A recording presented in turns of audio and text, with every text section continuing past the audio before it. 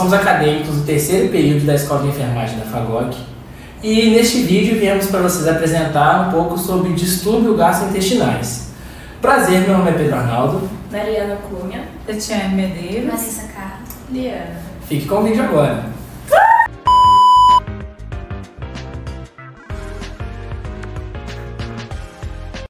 Gente, eu vou falar para vocês sobre anomalias congênitas, especialmente no trato gastrointestinal. Eu vou falar sobre atresia esofágica e sobre fístula traqueoesofágica. Para quem não sabe, o esôfago é um tubo que conecta a boca ao estômago. E a traqueia, ela é responsável por conduzir o ar aos pulmões. Nos casos de atresia esofágica, a gente vai ter um estreitamento ou uma separação do esôfago. O que isso ocasiona? Ocasiona que é uma doença comum em recém-nascidos. Então, os recém-nascidos que vão ter essa doença, elas vão ter muita dificuldade para digerir alimentos, porque eles vão ser retardados ou impedidos de ir para o estômago, porque o esôfago ou ele vai ser comprimido demais ou ele vai estar separado. A fístula traqueoesofágica também é um problema que vem acompanhado da atresia. Por quê? Porque durante o período embrionário a gente tem a separação desses dois sistemas, respiratório e trato gastrointestinal. Porém, quando eles não se separam, eles acabam apresentando essa anomalia que seria a junção da traqueia ao esôfago. Então, esses alimentos que seriam retardados ou até mesmo impedidos de chegar ao estômago acabam chegando ao pulmão. E o que acontece para a gente poder estar diagnosticando essa doença e evitando que essa criança passe por esse sofrimento? É preciso que, ainda na fase do pré-natal, a mãe realize os exames de ultrassom. Por quê? Nesses exames, a gente vai encontrar achados como a ausência de bolhas gástricas ou até mesmo polidrâmino, que seria o aumento do líquido amniótico, que vai indicar que ali há um problema que pode ser essa atresia. O recém-nascido com atresia esofágica, ele vai apresentar tosse, engasgo e excesso de salivação ao tentar ali estar ingerindo esse alimento. A fístula traqueoesofágica é perigosa porque a gente vai ter alimentos ou até mesmo a saliva que vai ser conduzida até esses pulmões. E isso vai causar a tosse, sufocamento ou até mesmo dificuldade em respirar. Isso sem contar o alto risco de pneumonia por aspiração. Por que pneumonia por aspiração? Porque esse alimento ou até mesmo essa saliva pode conter algum tipo de bactéria que ao chegar ali nos pulmões, que não vão ter nenhuma barreira de defesa, vão se instalar e acabar causando uma pneumonia por aspiração. A gente tem outras formas também de diagnóstico, como por exemplo, a mãe, ao notar esses sintomas de tosse ou até mesmo dificuldade de digestão dessa criança, ela vai levá-la ao médico. E esse médico, ele vai tentar ali estar realizando a passagem de uma sonda, e essa sonda, ela não vai ser passada, porque, como eu falei, na atresia a gente apresenta um estreitamento ou uma separação do esôfago. Então, por esses meios, o médico ele vai estar conseguindo também identificar que essa criança apresenta ou uma atresia ou uma fístula traqueoesofágica. Por que ela vai apresentar ou atresia ou uma fístula? Porque a gente tem vários casos. E há alguns casos que é atresia separadamente da fístula, alguns casos que a gente vai apresentar ali uma fístula juntamente com uma atresia, e alguns casos que a gente vai ver nessa criança, no caso, né, apresentando somente uma fístula. E qual seria o tratamento? Não há um tratamento antes do nascimento dessa criança. Por quê? Porque se identificado durante o pré-natal, vai ser agendado nos primeiros dias de vida aí dessa criança uma cirurgia para poder reverter algum desses quadros, porque como eu falei, ela pode ter somente atresia, ou pode apresentar somente uma fístula, ou ela pode ter os dois. Então, o que acontece aí, né, quando a gente vai fazer uma cirurgia nessa criança? O médico, ele vai refazer, né, a ligação dessas duas partes do esôfago, se for somente uma atresia, e se for em caso de fístula, ele vai estar aí desfazendo as conexões anormais que porventura vieram a existir ali nessa traqueia. Por isso que a gente sempre ressalta quanto é importante o exame pré-natal para as gestantes, porque nele a gente pode identificar inúmeras doenças, porque, igual eu falei, essas atresias e essas fístulas acontecem durante um período embrionário. Então, uma vez que eles não se separam, há um grande risco de uma junção ali desses dois sistemas. No mais, é só, eu vou deixar para vocês, os meninos também vão estar apresentando aqui para vocês, distúrbios gastrointestinais.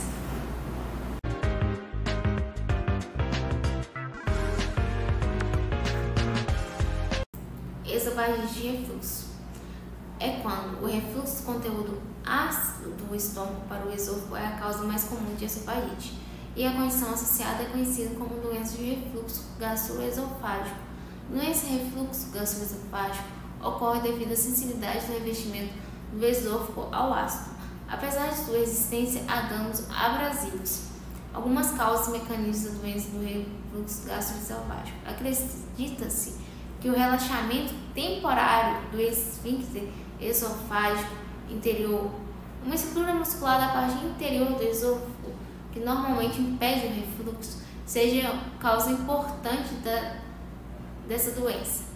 Esse relaxamento pode ser desencadeado por vias nervosas vagas, pode ocorrer após a distensão do estômago. Além disso, aumentos repentinos na pressão intraabdominal, como tosse, esforço ou inclinação do corpo, também pode levar ao refluxo. Vários fatores estão associados às doenças do refluxo gastroesofágico, incluindo o consumo de álcool e tabaco, obesidade, uso de certos medicamentos, gravidez, atraso no esvaziamento gástrico e aumento do volume gástrico. As características clínicas e diagnósticos. A doença do refluxo gastroesofágico é prevalente em 10 a 20% da população dos países ocidentais, sendo menos comum em regiões asiáticas. Geralmente afeta pessoas com mais de 40 anos. Os sintomas típicos incluem azia, sensação de queimação no peito, dificuldade para engolir, disfagia e regurgitação do conteúdo gástrico, geralmente com sabor ácido, especialmente após as refeições. Às vezes, a dor torácica associada a ela pode ser confundida com sintomas de doença cardíaca. O tratamento inicial envolve o uso de medicamentos conhecidos como inibidores da bomba de prótons para reduzir a produção de ácido gástrico, proporcionando alívio sintomático. A morfologia e complicações. Na doença do refluxo gastroesofágico leve, o revestimento do esôfago pode parecer vermelho, hipeремia, mas a histologia geralmente é normal. Em casos mais graves, o refluxo ácido pode causar erosões e aumentar o número de eosinófilos, um tipo de célula inflamatória, na mucosa escamosa do esôfago. Outras alterações incluem hiperplasia da zona basal e alongamento das papilas da lâmina própria. A infiltração de neutrófilos é menos comum e geralmente está associada a infecções bacterianas ou fúngicas ou lesões químicas. Complicações da doença do refluxo gastroesofágico podem incluir esofagite eosinofílica, esôfago de Barrett, uma condição pré-cancerosa, estenoses, úlceras e outras alterações estruturais no esôfago. A endoscopia não é sempre necessária para diagnosticar a doença do refluxo gastroesofágico, especialmente se os sintomas corresponderem bem aos medicamentos. No entanto, em casos refratários ou complicados, podem ser realizados para avaliar o grau de dano do esôfago e para descartar outras condições. A biópsia durante a endoscopia pode ajudar a detectar condições como esofagite eosinofílica ou esôfago de Barrett, que, como dito anteriormente, é uma condição pré-cancerígena. Esofagite química. Esse tipo de esofagite acontece quando o revestimento do esôfago é danificado por substâncias irritantes e temos como principais exemplos dessas substâncias o álcool, ácidos ou produtos alcalinos fortes, como também líquidos muito quentes. Isso acontece frequentemente em acidentes domésticos com crianças onde ingerem acidentalmente produtos de limpeza. Em adultos, essa esofagite acontece em tentativas de suicídio, quando se ingerem certas substâncias químicas e medicamentos. Este distúrbio pode ser ocasionado também quando certos medicamentos não são engolidos corretamente. Este caso é nomeado de esofagite induzidas por comprimidos. Os tratamentos como quimioterapia e radioterapia também podem causar danos ao esôfago. Algumas condições de pele, como perificoide poroso, epidermose bolhosa e doenças de Crohn, também podem acometer o esôfago. Os sintomas mais comuns podem variar de dificuldade e dor ao engolir, odinofagia, hemorragia e até mesmo perfuração do esôfago em casos mais graves. Morfologia da esofagite química. A aparência do esôfago acometido deste distúrbio pode variar dependendo da substância irritante que está envolvida no caso. De maneira geral, a inflamação pode acontecer com presença de células brancas do sangue chamadas neutrófilos. Já substâncias químicas agressivas podem causar danos graves, inclusive necrose completa da parede do esôfago. Em alguns casos, os comprimidos que ficam presos e não dissolvem no esôfago podem levar a uma forma mais leve da lesão, mas ainda assim significativa. Já a esofagite infecciosa é causada por uma infecção bacteriana ou viral. Esse tipo de esofagite é causado por infecções que afetam o esôfago. Em pessoas saudáveis, o vírus em comum responsável é o herpes simples. No entanto, em pessoas com o sistema imunológico enfraquecido, podem ocorrer outras infecções, como citomegalovírus, CMV, ou infecções fúngicas, como a candidíase, podem ocorrer. Estas últimas podem ser mais comuns em pacientes imunocomprometidos. A morfologia da esofagite infecciosa é: infecções virais ou fúngicas podem levar à formação de úlceras e outras alterações na mucosa esofágica. A candidíase, por exemplo, é caracterizada por pseudomembranas aderentes branco-acinzentadas compostas por hifas fúngicas densamente entrelaçadas e células inflamatórias que recobrem a mucosa esofágica. A aparência endoscópica muitas vezes indica a causa da esofagite viral, com úlceras típicas em vaca focada, como o herpes simples e ulcerações superficiais para citomegalovírus. Tudo bem, vamos falar um pouco agora com vocês sobre distúrbios gastrointestinais do estômago e vou começar explicando um pouquinho a anatomia do estômago para vocês.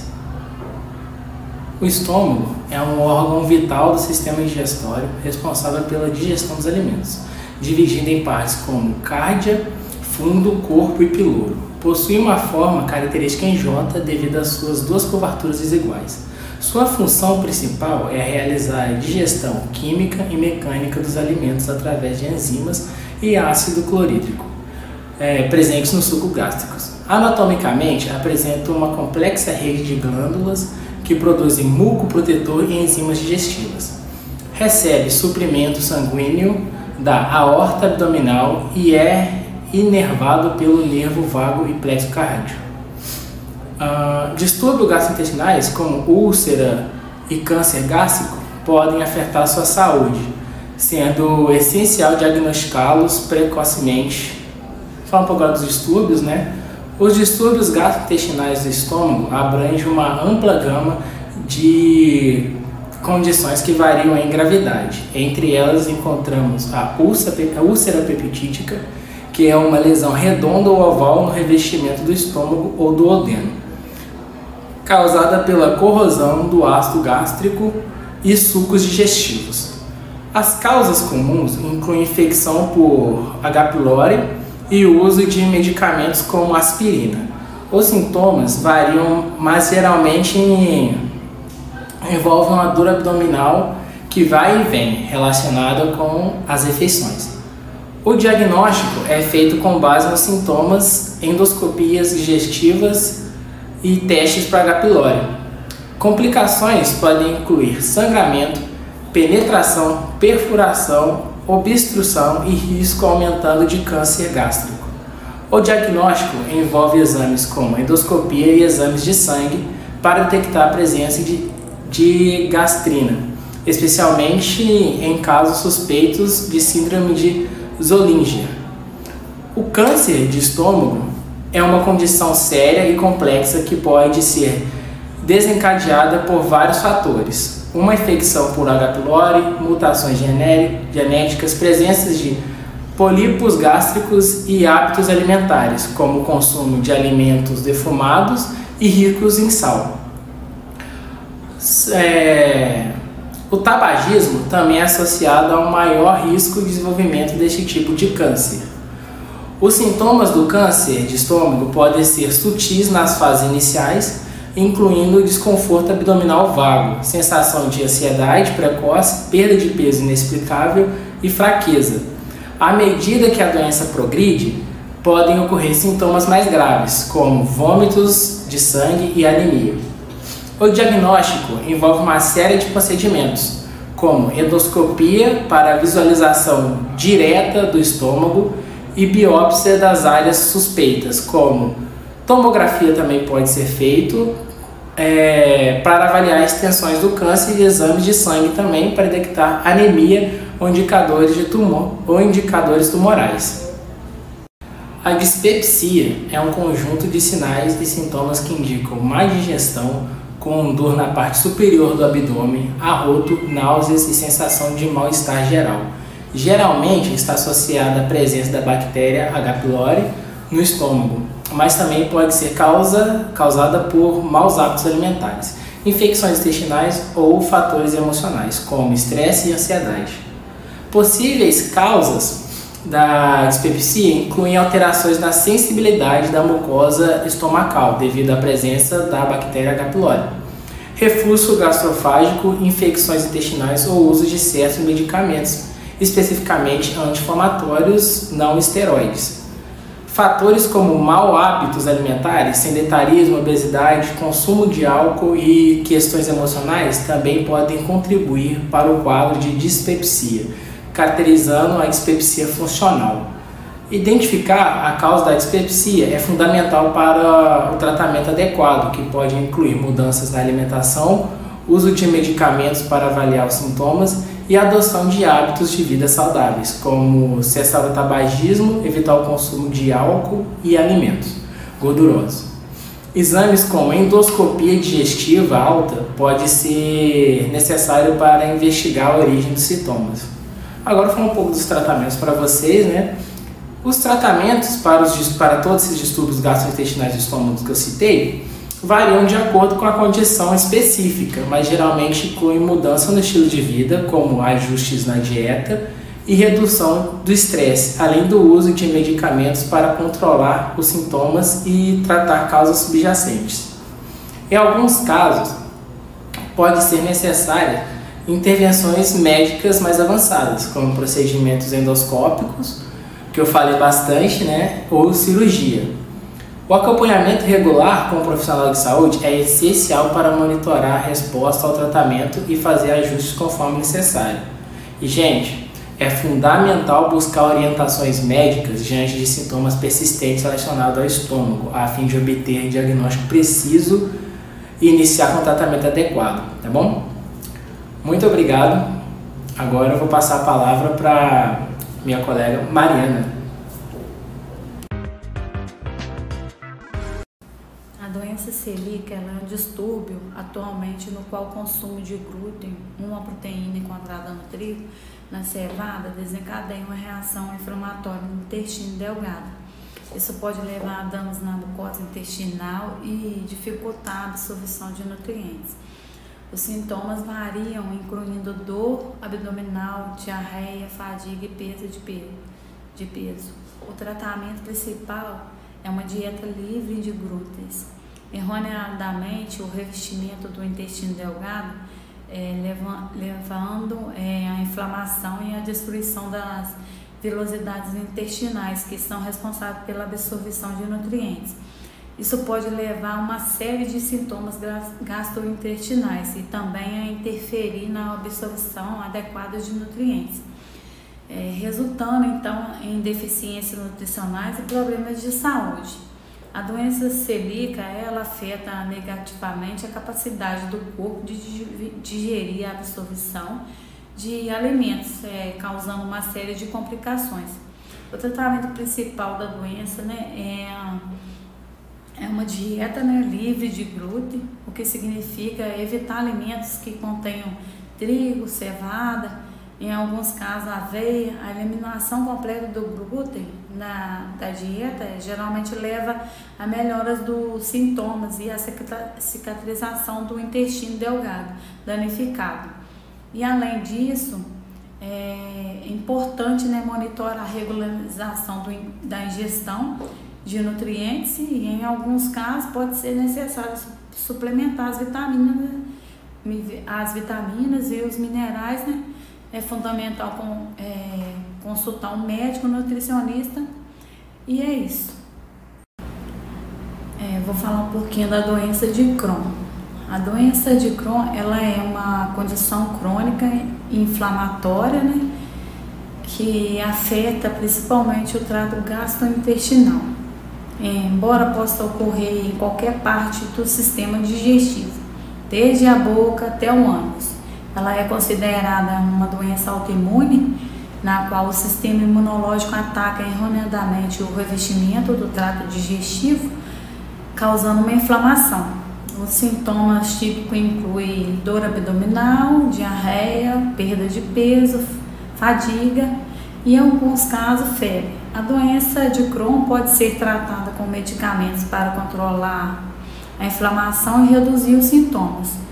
Embora em alguns casos possa ser necessária a cirurgia para remover as áreas danificadas do trato gastrointestinal, a doença de Crohn é caracterizada por períodos de inflamação ativa e períodos de remissão.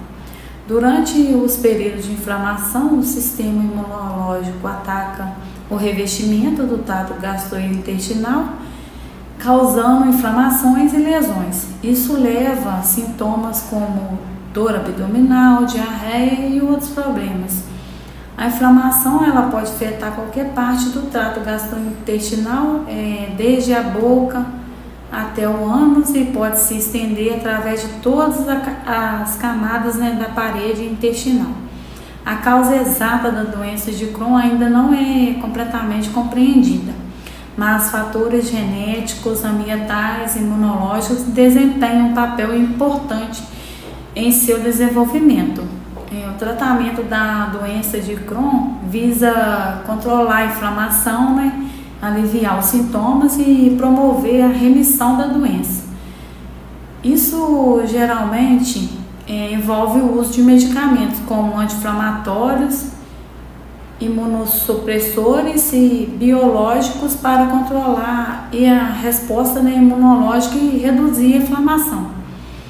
Além disso, mudanças na dieta e estilo de vida pode ser recompensado para ajudar a controlar os sintomas e melhorar a qualidade de vida. Em alguns casos, deve-se fazer cirurgias, tirar as partes danificadas do gastrointestinal, e o tratamento geralmente é adaptado a necessidades individuais de cada paciente. e é supervisionada, né, por um gastroenterologista ou especialista em doenças inflamatórias e intestinais. Por fim, gente, eu vou falar da cavidade peritoneal, que é uma cavidade dentro do abdômen que contém vários órgãos importantes, como o estômago, intestino grosso e delgado, fígado, entre outros. Essa cavidade é revestida por uma membrana chamada de peritônio, que tem várias funções, incluindo a proteção de órgãos abdominais, produção de fluido peritoneal e a facilitação da movimentação dos órgãos abdominais no processo da digestão e outros. Nessa cavidade eu vou citar duas patologias, né, duas doenças que ocorrem nela. A primeira é a peritonite, que é uma inflamação do peritônio, né, uma membrana fina que reveste a cavidade abdominal e os órgãos, e ela pode ser causada pelos seguintes motivos, né, os mais comuns. Por uma infecção, né, que é a mais comum de todas, que pode ser causada por bactéria, vírus ou fungos, e essa infecção pode se disparar para o peritônio a partir de um órgão abdominal perfurado, como o apêndice ou intestino grosso, ou de uma infecção em outra parte do corpo, como a corrente sanguínea. A outra causa pode ser por trauma. O trauma na cavidade abdominal, como uma perfuração por um ferimento de bala ou faca, ou uma ruptura de um órgão, também pode causar peritonite. Pode ser por doenças inflamatórias, como a doença pélvica e pancreatite, também pode causar essa peritonite. A última aqui também é um caso mais raro, mas é a diálise peritoneal, que é um tratamento usado para pessoas com doença renal. Porém, esse caso ele acontece raramente, tá? Não é um fato comum, mas também que não é impossível de causar. E quais são os sintomas que essa peritonite vai apresentar? Geralmente vai variar de pessoa para pessoa, mas geralmente são uma dor abdominal intensa e empontada, inchaço abdominal, febre, náuseas e vômitos, perda de apetite, diarreia ou constipação, diminuição da quantidade de urina e sensibilidade abdominal ao toque, rigidez abdominal na região. Então, se você tiver, começar a apresentar algum desses sintomas, o indicado aqui, o mais rápido possível, de imediato, você procure uma assistência médica, porque ela é uma condição séria. A peritonite é uma inflamação séria e que pode ser fatal, então, se não for tratada a tempo. E qual seria o tratamento da peritonite? Geralmente vai envolver antibióticos para tratar a infecção, medicamentos, para a dor e cirurgia para reparar qualquer órgão perfurado ou danificado. Em alguns casos, a diálise peritoneal pode ser necessária para remover o excesso do líquido do abdômen. E qual seria também o prognóstico para pessoas com peritonite? Vai depender da causa da inflamação e da gravidade da condição. Com o tratamento certinho, a maioria das pessoas com peritonite se recupera rapidamente, totalmente, e fica estável, bem. Porém, no entanto, a peritonite pode ser fatal, como eu disse anteriormente, se caso ainda mais se as pessoas estiverem com um sistema imunológico fraco, ou seja, com uma baixa imunidade, ou se tiver alguma outra doença crônica. E quais seriam as formas de prevenção? São simples, mas que vão ajudar a prevenir essa doença inflamatória. Vamos se incluir, lavar as mãos com frequência com água e sabão, cozinhar completamente os alimentos, ter, pessoas doentes, às vezes, dependendo da causa da doença, também é necessário manter um certo distanciamento, porque pode, às vezes, causar uma outra inflamação em um órgão seu, esse órgão se furar e ir para o peritônio, causar a peritonite.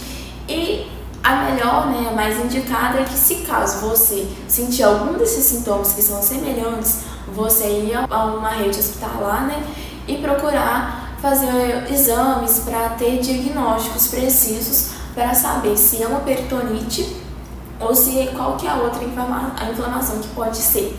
Então, gente, no mais é isso, O mais importante é que vocês saibam agora, porque cavidade peritoneal é uma parte do nosso corpo que poucas pessoas conhecem, muitas vezes conhecem, e peritonite, ela é uma inflamação que ela pode levar à morte. Então, é necessário o seu cuidado, o seu tratamento feito corretamente, com assistência médica de outros profissionais de saúde. Agora, gente, eu vou falar sobre o câncer de peritônio, que é um tipo raro de tumor e que se origina no peritônio, a membrana que reveste a cavidade, né, abdominal. Então, existe basicamente 2 tipos de câncer do peritônio. O câncer peritoneal primário, que é o tipo de câncer que se desenvolve a partir das próprias células do peritônio, e ele é o mais raro, né, o menos comum. E o câncer peritoneal secundário, que é o tipo de câncer mais frequente, porque ele ocorre de um órgão que vai se espalhar para a cavidade peritoneal, né, o peritônio. Quais são os sintomas do peritônio? Vai variar de paciente para paciente, porém, os mais comuns, os mais semelhantes são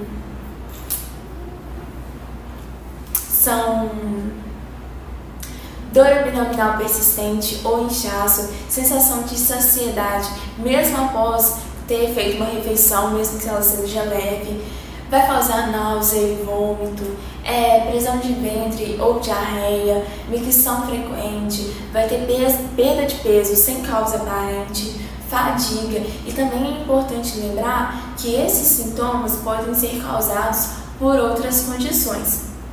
No entanto, se você tiver algum desses sintomas, é fundamental que você, procure uma rede hospitalar, consulte com um médico para fazer um diagnóstico preciso.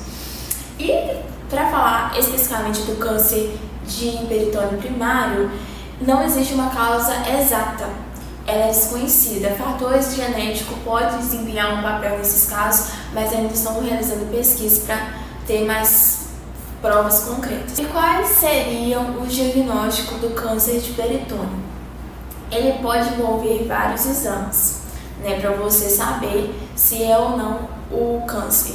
Aí você vai realizar exames físicos, exames de imagem como ultrassom, tomografia ou ressonância magnética, biópsia, que é a remoção de uma pequena amostra do tecido para análise, que todos eles vão ter essa sequência de tratamento, essa sequência de exames para você ter o seu diagnóstico.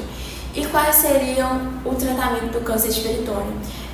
Depende do tipo, e do estágio do câncer e também do estado de saúde geral do paciente, como ele se encontra, quais são as suas condições. Mas, no geral, o tratamento pode ser incluído por cirurgia para remover o máximo de tecido canceroso possível, quimioterapia e uso de medicamentos para manter as células, para matar as células cancerosas, terapia direcionada para medicamentos que atacam especificamente as células do câncer, e radioterapia, que é o uso de raio-x de alta energia para matar as células cancerosas.